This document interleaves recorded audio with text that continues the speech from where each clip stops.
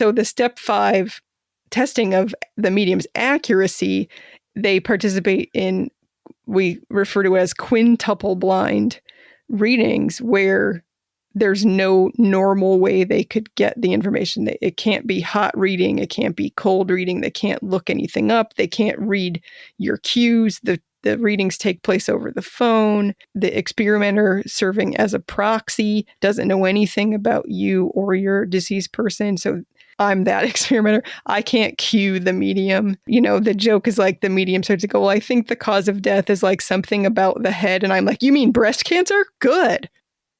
I can't spin it because I don't know. I don't know what the answer is. So it's just the medium and I on the phone. All we have is the first name of the departed. And I ask specific questions. What did the person look like? What was their personality? What are their hobbies or activities, and how did they die? And then do they have any specific messages for the absent sitter? So they can't just be like, your person loved you and they miss you 100%, right? We're asking very specific, because that's one form of cold reading, is you just say things so general it could apply to nearly anyone. So we ask for very specific information, and then when we transcribe the recordings of those and we formatted it into itemized list, like numbered list of items.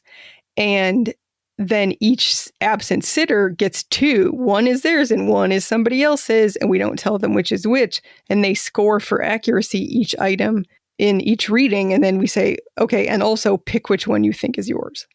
And so it's multiple ways of looking at it. And so at the center, at the Windbridge Research Center, our mission is to use controlled world-class science and then create free educational materials to help people like you at that time learn about what do scientists really know about this. So we, on the education tab of our website at windbridge.org, there's a bunch of fact sheets.